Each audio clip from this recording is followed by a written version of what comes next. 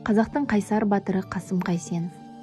Кітап оқу мәртебесін арттыру, оқу белсенділігі, оқудың жоғары мәдениетін сіңіру, балалар мен жастардың оқу сауаттылығын дамыту мақсатында Қазақстан Республикасы Мәдениет және спорт министрлігі 2021 жылды Қазақстандағы балалар мен жасөспірімдердің кітап оқуын қолдау жылы деп жариялады. Мемлекеттің болашағы білімді, оқыған, рухани бай ұрпақтың еншісінде екенін ескере келіп, балалардың назарын кітапқа аудару мақсатында жазушы, аудармашы, халық қаһарманы Қасым Қайсеновтың шығармаларын сіздердің назарларыңызға ұсынамыз. Ұлы Отан соғысын бастан аяқ Украина мен Белоруссия жерінде, қалың орман ішінде партизандармен бірге қан майдан кешіп өткізген халық қаһарманы Қасым Қайсенов 1918 жылы 23 сәуірде қазіргі Шығыс Қазақстан облысы Ұлан ауданының Асубұлақ ауылында қарапайым еңбекші отбасында дүниеге келді. 1934 жылы мектепті толық аяқтамай, Өскемен саяси ағарту техникумына оқуға түседі. 1939 жылы оны бітірген соң әскери барлау мектебіне жіберіледі.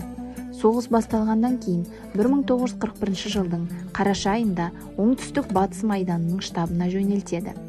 Содан арнайы тапсырма бойынша Украинаның басқыншылар қолында қалған жеріне жіберіледі.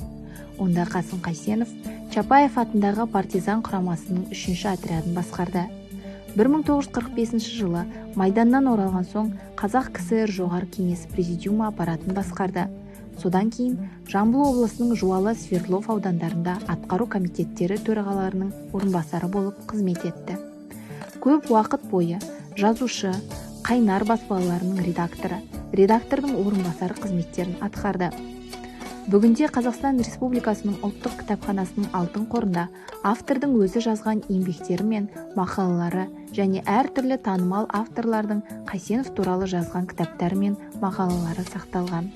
1954 жылы Қасым Қайсенов «Жас партизандар» атты алғашқы кітабын басып шығарды. Бұл жинақта Ұлы Отан соғысы жылдарында арнаулы тапсырмамен жау тылына жіберіліп, онда партизан топтары мен құрамаларын ұйымдастыруға белсене қатысқандығы туралы айтылады. Кітап қазақ және орыс тілдерінде басылып шыққан. Қасым Қайсеновтың Илья Ветряк еңбегі Қазақ мемлекеттік көркем әдебиет баспасынан 1955 жылы басылып шықты.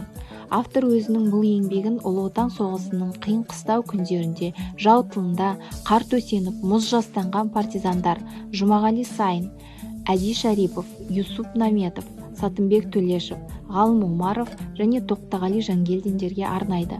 Қасым Қайсеновтың Днепрде деген кітабы 1963 жылы басылып шықты. Автордың бұл кітабында Ұлы Отан соғысы кезінде партизандық өмірді жау тылында жүріп, өз басынан кешкен уақиғаларын қиын қыстау кездерін суреттеген. 1956 жылы жарық көрген Переяслав партизандары атты кітабында Ұлы Отан соғысы кезіндегі партизан құрамаларының даңқты басшыларына арналған. Кітап қазақ және орыс тілдерінде басылып шыққан. 1959 жылы жарық көрген Ажал аузынан атты кітабы қазақ, орыс, украин тілдерінде басылып шыққан. Бұл шығармада Ұлы Отан соғысы жылдарында Украинадағы партизандық қозғалысқа қатысушылардың естеліктері туралы жазылған. Очерктердің оқиғасы өмір шындығына негізделген. Осы шағын жинақты автор жас жеткіншектерге ұсынған. 1965 жылғы партизанские тропы шығармалар жинағында жазушының Украинадағы партизандық қозғалыс туралы жазылған. Народные мстители повестер мен әңгімелер жинағы 1978 жылы Қасым Қайсеновтың 60 жасқа толған мерейтойына орай жарыққа шықты. 1960 жылы Жау тылындағы бала атты повесі жарық көрді. Повесті 1961 жылы орыс тіліне Петр Якушев аударған. Повесте автор Ұлы Отан соғысы кезінде жау тылындағы партизандардың басқыншыларға қарсы жасаған зор ерліктерін үлкен тебіреніспен суреттеген. Бұл повесте сұрапыл Ұлы Отан соғысы кезінде Украина жерінде 10 жасар қазақтың баласы Серік Мергенбаевтың партизандар қатарындағы қилы өмір соқпағы суреттеледі. Қасым Қайсеновтың 1967 жылғы «Жау тылында естеліктер мен повестер» кітабында Ұлы Отан соғысының сұрапыл кезеңінде көрген қиындығы мен қанды балақ фашист сойқандарына қарсы құралған патриоттардың астыртын ұйымдарының жұмысына қатысып, партизан отрядтарын, құрамаларын ұйымдастырып, отрядтарына басшылық еткені сипатталған. Отанымыздың бостандығы мен тәуелсіздігі үшін, адам баласының жарқын болашағы үшін күрескен қаһарман партизандардың ерлік бейнесі суреттелген. Ұлы Отан соғысы жеңісінің 60 жылдығына орай кітап қайтадан басылып шығарылған. Ұлтымыздың ардагер азаматы, халық қаһарманы, партизан жазушы Қасым Қайсеновтың таңдамалы 2 кітаптан тұрады.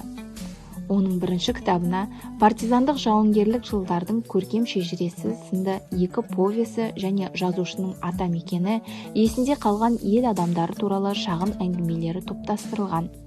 Ал екінші кітапқа жазушының кешегі қантөгіс жылдарындағы қарулас достары, өмір жолында өзі кездесіп, араласып, сырласып, достасқан ақын жазушылар жайлы естеліктері мен қоғамдық әлеуметтік мәселелер жөніндегі көзқарастарын білдіретін мақала сұхбаттары енгізілген.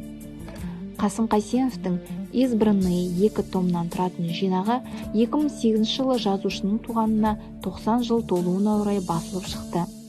Бірінші томна оқырман көптен жақсы көретін «Страна моего детства», «Встречи после войны», «В тылу врага» және тағы да басқа әңгімелер жинақталған. Екінші томға жазушының публицистикалық мақалалары мен жақындары, достары туралы естеліктері енгізілген. Партизан жазушының «Елімнің ертеңіне сенемін» кітабы 2004 жылы жарық көрген. Халық қаһарманы Қасым Қайсеновтың бұл кітабына соғыстан кейінгі жазылған естеліктермен қатар бүгінгі халықаралық саяси оқиғаларға дер кезінде үн қосқан ашық, батыл пікірлері, тәуелсіз елінің қорғанысы, рухани өмірі, жастар тәрбиесі жөніндегі ой толғамдары жазылған. Қазақстан Республикасының ұлттық кітапханасының қорына жазушы өзінің кітабына жылы лебіздерін жазып, қолтаңбасымен сыйға тартты. Михаил Чистяковтың 1981 жылы басылып шыққан «Степной сокол» атты поэмасы Қасым Қайсеновтың жауынгерлік ерліктеріне арналған.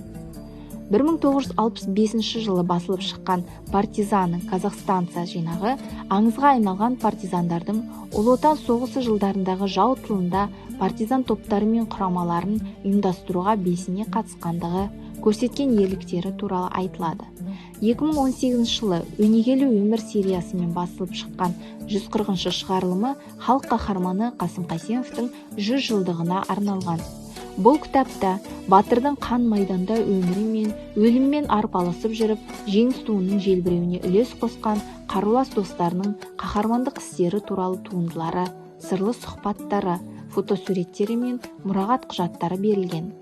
Сондай-ақ, жинақта Қасым Қайсеновтың отты жылдардағы ерен ерлігі мен бейбіт күндегі қаламгерлік қыры, азаматтық бейнесі хақында майдандас, әріптес, сырлас болған замандастарының естеліктер мен ақындар арнауы топтастырылған. Қасым Қайсенов соғыста көрсеткен ерлігі үшін көптеген отандық және шетелдік орден, медальдермен марапатталды. Елбасы Нұрсұлтан Назарбаевтың жарлығымен Қазақстанның халық қаһарманы атағымен Отан ордені берілді. Қаламгерлік еңбегі үшін Қазақстан Жазушылар одағының Бауыржан Момышұлы атындағы сыйлығы мен Фадеев атындағы халықаралық сыйлықтың лауреаты және 2-ші дәрежелі Богдан Хмельницкий орденімен, 1-ші және 2-ші дәрежелі Отан соғысы 2 орденімен, Чехословакия партизандары 1-ші дәрежелі Отан соғысы партизанына медалімен және Кеңес одағының тағы басқа 15 медалімен, 3 рет Қазақ КСР жоғары кеңесінің құрмет грамотасымен, Украин КСР жоғары кеңесінің құрмет грамотасымен және 2-ші және 3-ші дәрежелі за заслуги орденімен марапатталған. 2010 жыл 8 мамырында Өскемен қаласында көз тірісінде аты аңызға айналған халқымыздың қайталанбас біртуар даңқты перзенті Қасым Қайсеновке ескерткіш орнатылды. Ұлы Отан соғысының даңқты партизаны, Қазақстан Республикасының халық қаһарманы, жазушы Қасым Қайсеновтың есімі бұл күндерде Қазақстан жұртшылығына ғана емес, одан тысқары жерлерде де кеңінен танымал.